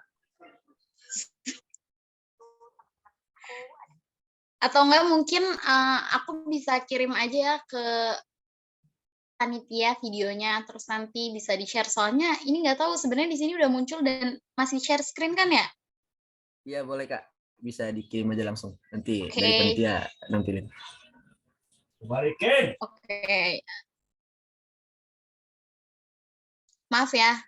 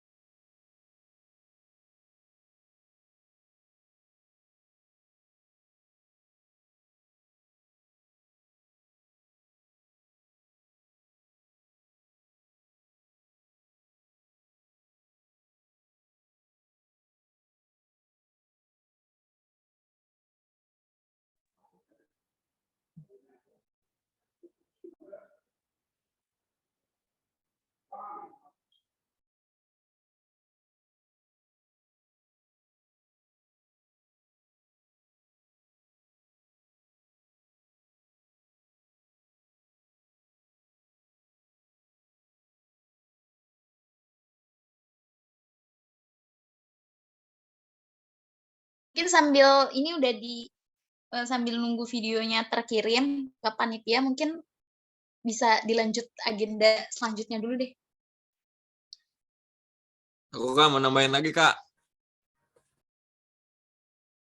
Ahlan. Kelebihan tadi udah disebutin belum kalau kelebihannya tuh di sini mahasiswa Indonesianya masih sedikit. Belum Kak, Masih, bisa dijelaskan? ya masih sedikit banget lah. Pokoknya nggak sampai 300 mahasiswanya tuh. Jadi nggak apa ya, bisa lebih fokus. Terus apa ya, untuk kemungkinan untuk bersosialisasi dengan asing gitu, mahasiswa asing atau orang Marokonya sendiri sangat besar gitu. Maksudnya nggak ketemu Indo lagi gitu. Tuh, jadi kalau misalnya yang kayak nggak mau terlalu rame atau ini cocok buat kesini. Ya guys, kesini guys biar rame Marokonya. Oh ya, ini Ini belum yang sama hadir udah disebutin juga belum kalau S1-nya 3 tahun. 3 tahun. Nah, iya tuh. Satunya 3 tahun kalau lancar. Terus kalau mau sekalian S2 bisa 5 tahun, cuma 2 tahun doang. Jadi 5 tahun S2, S1, S2-nya kalau lancar. Itu guys, enak guys. Ini yang hadir pada mau ikut-ikut aja atau berniat ke Maroko nih? Insya Allah Kak, insya Allah mereka niat yang kuat buat ke Maroko. Ayolah, kami menunggu ini biar Islah jaya. Biar Islah Ini- udah bisa bentuk organisasi ini. Iya, ini masih ada tambahan Kak atau udah sampai di sini? Ada tambahan kah? Ada sih untuk dari aku pribadi penjelasannya udah, mungkin palingan kalau ada yang mau nanya. Maksudnya kalau penjelasan udah gitu. Cuman tadi tuh mau nambahin video aja sih, potret setengah hari kampus di Kemitra gitu. Mungkin nanti dari kalau Amar. iya, mungkin nanti kalau video udah sampai bisa ditayangin. Berhubung materi yang disampaikan sudah selesai, sebelum beranjak ke tanya jawab, mungkin ada sedikit rangkuman yang telah disampaikan oleh Kak Afifah, Kak Amar, mungkin dari Kak Hilmi juga. Mungkin nanti untuk menguatkan apa yang sudah ditulis teman-teman semua. Dan kalau seandainya ada yang luput, mohon dibenarkan Kak Amar, Kak Afifah, Kak Hilmi. Atau nanti Asiyah juga bisa kalau ada yang luput membenarkan, tapi saya kira Asiyah tidak menyimak dan mendengar dengan baik, jadi saya aja yang membacakan rangkuman.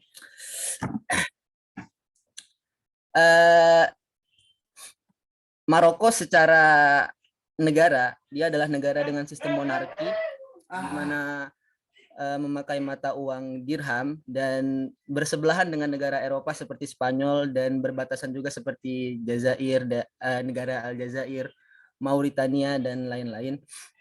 Kebanyakan mahasiswa tinggal di daerah yang iklimnya tidak terlalu ekstrim, cuacanya tidak terlalu ekstrim seperti Casablanca dan Kenitra.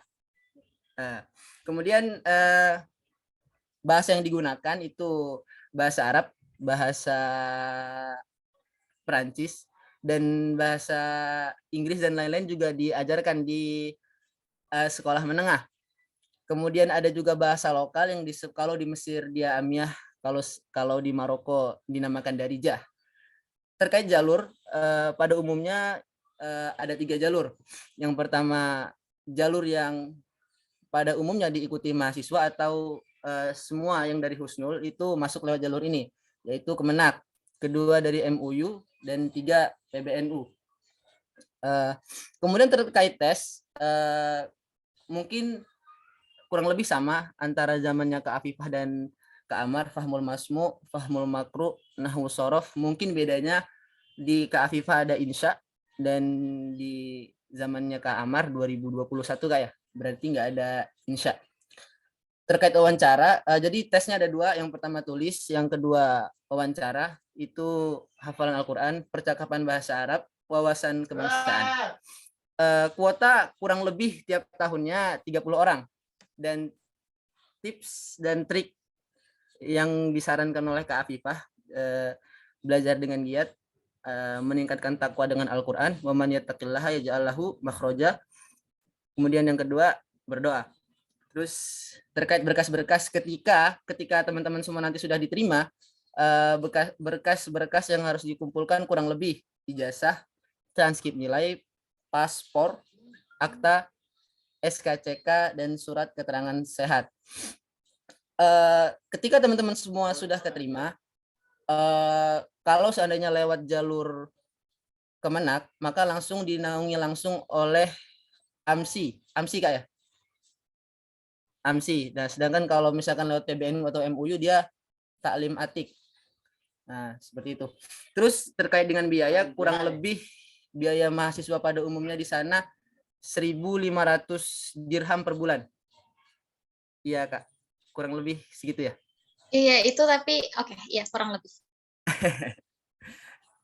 Kemudian kelebihan dan kekurangan.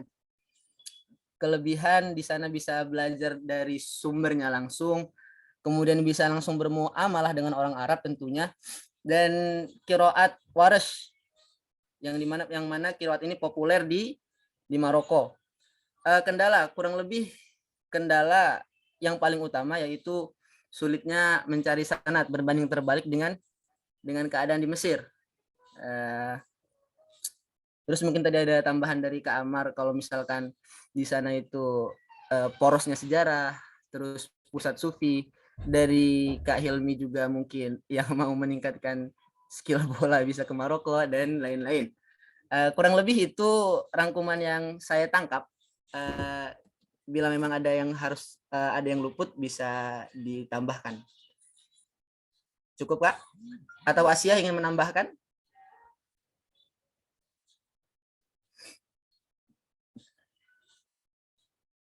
Eh, lanjut ke acara selanjutnya, mungkin dari teman-teman semua. Teman-teman semua yang masih ada kerancuan dari penjelasan atau masih ada beberapa hal yang belum dipahami, bisa langsung ditanya, langsung langsung open mic aja.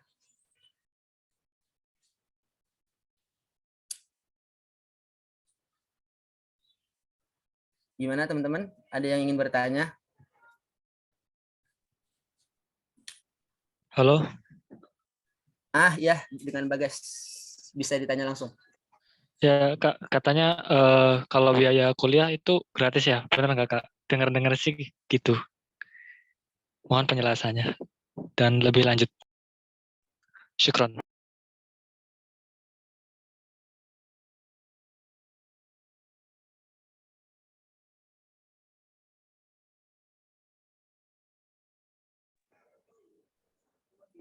Ini ditampung dulu atau bagaimana, Sultan? Bisa langsung dijawab, Kak. Tadi belum dijelasin ya tentang biaya ya, beasiswa. Beasiswa itu mencakup uang kuliah. Maksudnya pendidikan semuanya di sini gratis, mau baik ajnabi dari luar Maroko maupun orang Maroko sendiri ya kalau kuliah, kecuali universitas-universitas swasta. Jadi semuanya gratis, bahkan kita kan yang dikasih uang saku gitu. Untuk biaya kesehatan itu ada asuransinya juga. Jadi ketika kita berobat, kita simpen tuh struknya, kemudian kita tukarkan tuh, nanti ada potongan 70% atau berapa gitu kalau nggak salah. Jadi uang pendidikan semuanya gratis. Ya, gratis. Sekian. Bagas sudah jelas atau masih ada yang perlu ditanyakan? Ya, cukup jelas ini. Syukron. Ya. Mungkin dari teman-teman yang lain ada yang ingin ditanyakan terkait dengan tips and trick, kemudian kehidupan di sana, atau ada beberapa hal yang tadi sekiranya luput dari penjelasan Kak Afifah dan Kak Amar, mungkin bisa ditanyakan. Kak, itu ada yang nanya di chat, ada yang alumni, ada yang di Al-Qarawin, tidak.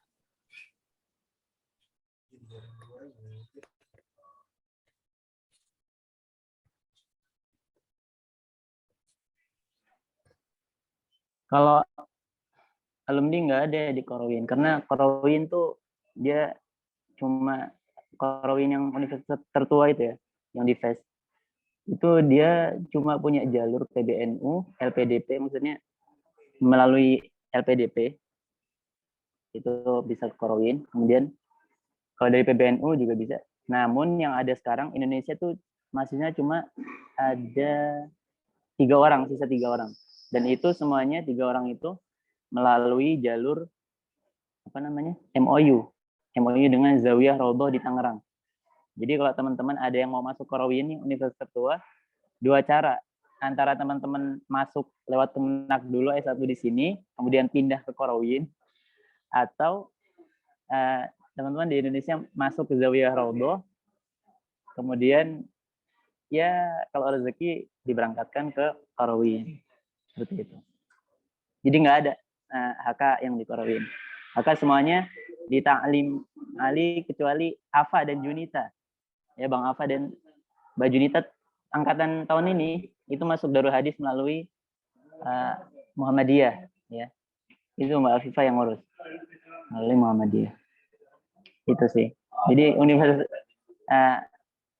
anak HK ada yang masuk universitasnya Ustaz Abdul Somad. 2 orang itu.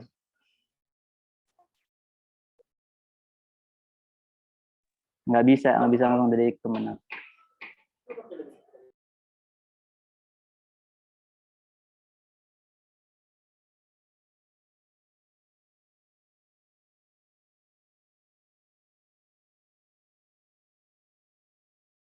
Itu ada Mbak Afifah pertanyaan bisa jawab Mbak Afifah?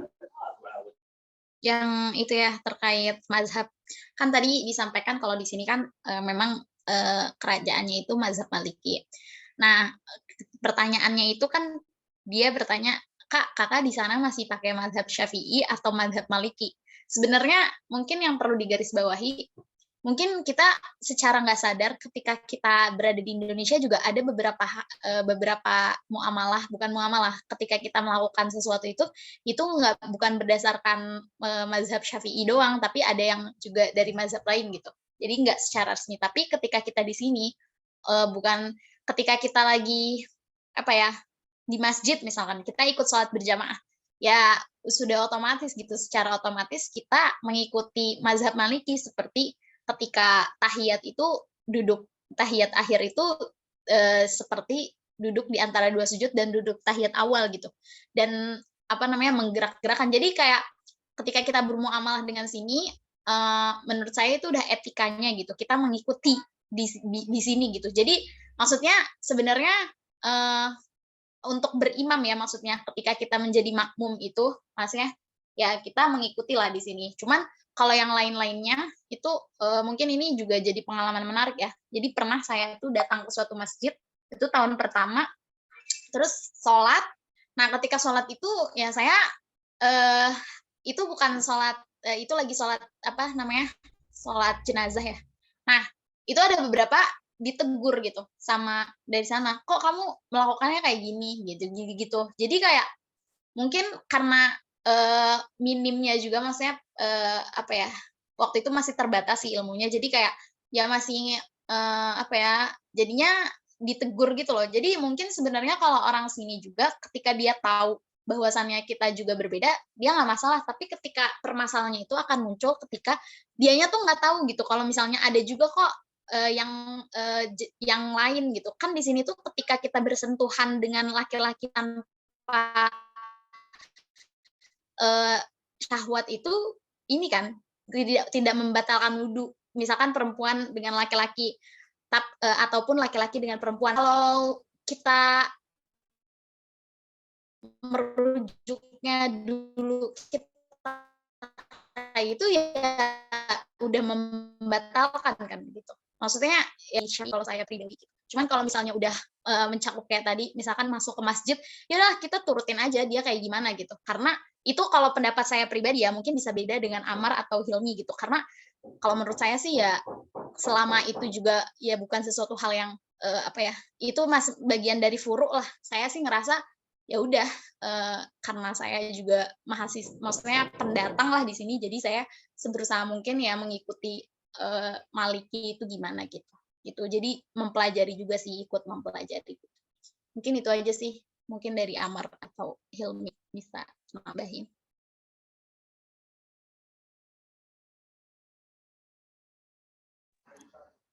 Terkait dengan mazhab, kalau secara fikihnya sendiri kan kita memang dianjurkan untuk mengikuti mazhab ahlul balad.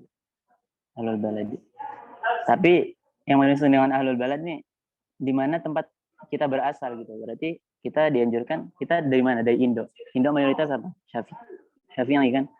Berarti kita dianjurkan untuk bermazhab Syafi'i.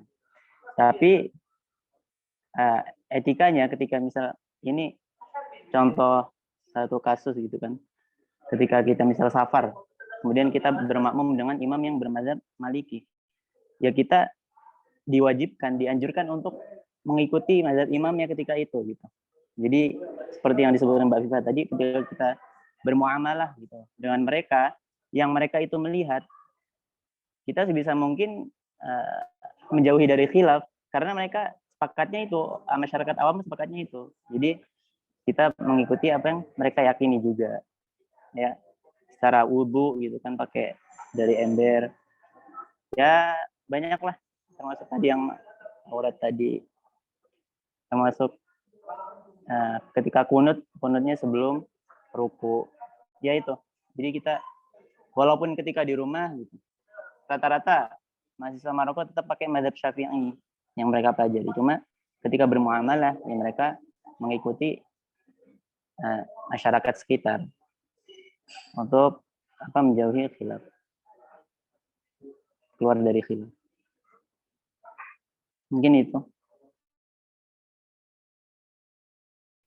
Berarti secara garis besar mazhab tetap sama, tetap Syafi'i, cuman mungkin terkait etika lebih menyesuaikan Kak ya, menyesuaikan penduduk sekitar. Oke. Mungkin satu lagi kalau memang ingin ada yang ditanyakan, dari chat, kolom chat kayaknya banyak Kak. Apakah tes di Universitas Maroko lewat Kemenak umur ijazah tidak boleh lebih dari waktu dikeluarkan ijazah?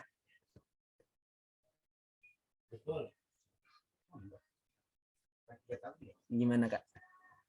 Tergantung jalur ya. Kalau dari Kemenak nggak boleh umur ijazahnya nggak boleh lebih dari 1 tahun. Kalau dari Kemenak. Kalau dari PBNU, kalau nggak salah umur ijazah, ini lupa ya. Atau kalau dari PBNU tuh batasnya umur gitu, umur kita. Umurnya berapa gitu. Cuma secara umum itu, nggak, kalau dari Kemenak nggak boleh lebih dari 1 tahun umur ijazah. Kayaknya angkatanannya ada yang dia nggak maju gara-gara umur ijazahnya lebih dari 1 tahun. Itu. Maksudnya 1 tahun itu mungkin gini ya. Jadi misalnya ijazahku kan keluaran 2019. Jadi ketika tahun 2020 itu masih boleh gitu.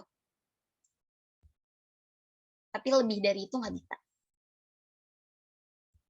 Berarti tergantung ke jalur masing-masing. Tapi kemungkinan besar itu 1 tahun Kak ya. Tadi Rata-rata. kalau PBNU katanya batasan umur. Nah kalau dari Muhammadiyah itu dia sama kayak Kemenak, yang nggak boleh lebih dari 1 tahun karena kebijakan dari Universitas Darul Hadisnya itu memang seperti itu.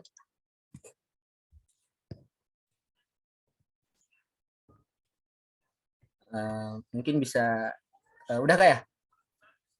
Berarti dari PBNU dia batasan umur, tapi kalau dari Kemenak dan Muhammadiyah dia 1 tahun. Mungkin kurang lebih itu yang bisa disampaikan, dan juga karena berhubung terbatasnya waktu, maka kita nggak bisa berlama-lama dalam muhadharah kali ini. Saya selaku MC berterima kasih sebesar-besarnya sama Kak Afifah, Kak Amar, Kak Hilmi juga. Mungkin udah ngambil waktunya, udah ganggu kesibukannya. Terima kasih sebesar-besarnya buat Kak Amar, Kak Afifah, serta maaf juga sebesar-besarnya saya mewakili seluruh panitia. Kemudian terima kasih juga buat adik-adik yang telah bertahan sampai saat ini. Saya pribadi ini tadi sempat terharu ya, sampai 50 peserta kita. Cuman sekarang 35 saya jadi tidak terharu lagi. Mungkin itu yang bisa disampaikan. Terima kasih buat adik-adik. Man ahabbaka nasohaka, kita di sini panitia sayang semua sama teman-teman semua, makanya kemudian kita membantu memberi nasihat. Ad-dinun nasihah. Agama itu adalah nasihat.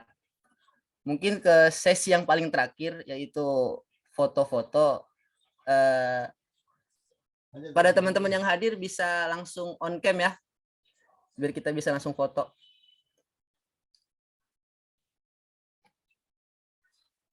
Atau mungkin temennya yang sempat keluar bisa diajak lagi ke dalam biar lebih formal ya. Biar dokumentasinya juga terlihat sedikit lebih baik.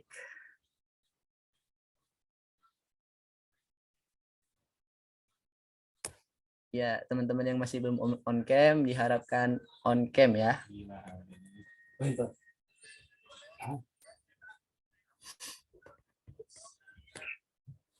Teman-teman, saya lelah ya. Tolong langsung ini on cam. Cakep. Ayo yang lain bisa on cam. Terima kasih Mubina. Ayo jangan malu-malu. Innallaha la yanzuru ila suwarikum walakin yanzuru ila qulubikum. Allah tidak melihat rupa-rupa teman-teman semua. Jadi pede aja ya. Ngebantu MC deh. Ayo teman-teman ya, silakan yang Iya. bisa on cam atau nyalain fitur kameranya. Silakan dinyalakan. Biar segera juga. Iya. Kasihan Semoga yang kakak-kakaknya. on cam ke Darul Hadis. Amin Tuhan, amin, amin, amin.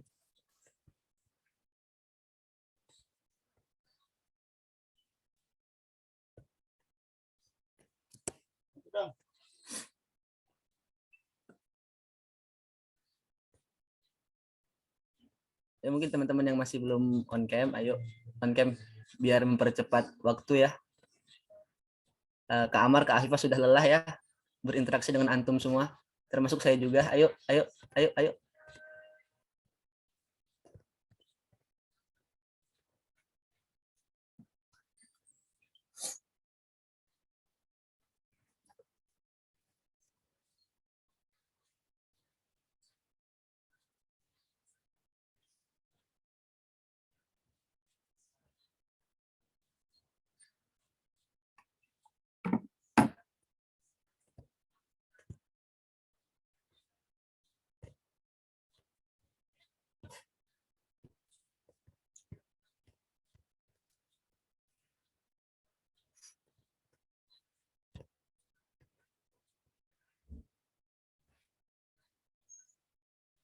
Ya, karena semuanya tawaduk dan menjaga muruah, ya langsung aja kita foto ya.